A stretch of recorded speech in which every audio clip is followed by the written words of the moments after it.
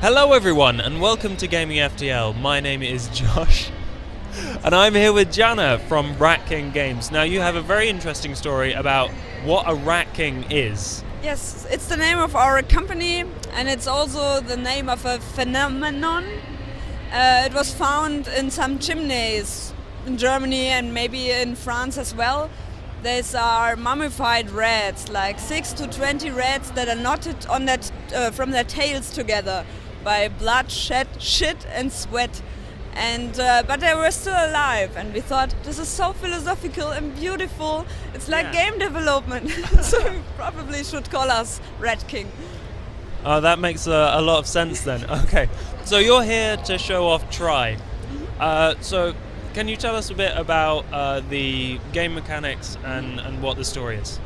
It's all about triangles. So you have triangles you can put everywhere.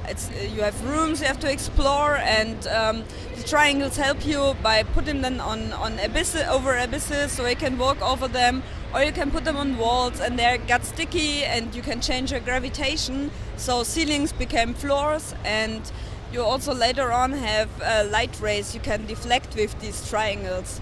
And it's all to find the fox. He's gone mad, and the monk, his friend, asks you to help this fox, but he doesn't want to go in there, so he sends you in there and gives you the triangles. So what do the triangles mean in the context of the story? Because obviously you spend a lot of time picking points and making these triangles to stand on, but beyond that, what do they mean to you and in the game? The thing is, at first we had the game mechanic was first. So Friedrich came up with the mechanic for Ludum Dare, and the theme was it's dangerous to go alone, take this from Zelda. And he thought it might be cool if players could do the same stuff that game developers do, like in 3D modeling, where you also use triangles a lot. All the meshes are built of triangles. And he just created the game mechanic. And then we had to come up with a story that fits the mechanic. We tried really hard on this because we failed a lot of times because the story was too huge, and we tried to build levels that just served the story but didn't fit the gameplay at all. So we scrapped the story, just built levels for the gameplay and for the triangles, so it's cool to use them, and then added the story afterwards. So you've got a fox that turns into a woman? No, it turns into a monk.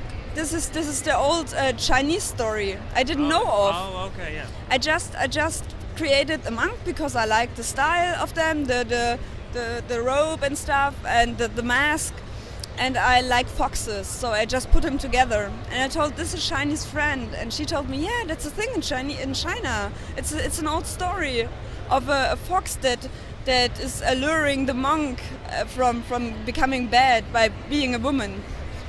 The fox becomes a woman. So, but the monk is a fox, and he just became a monk to secure the place from others getting mad. It's a bit complicated. We are still working on it to communicate it because it's better, and we just focused on the gameplay. So what is the response from people being like at Rezzed?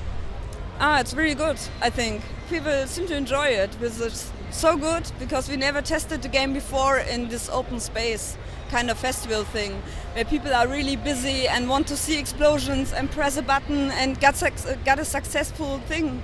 And it works. They really take the time and seem to enjoy it. It's cool. Okay, so you're the artist of the project. Mm-hmm. I really like the kind of soft feel of like the textures and everything. How did you kind of build that into the game and create an atmosphere with it?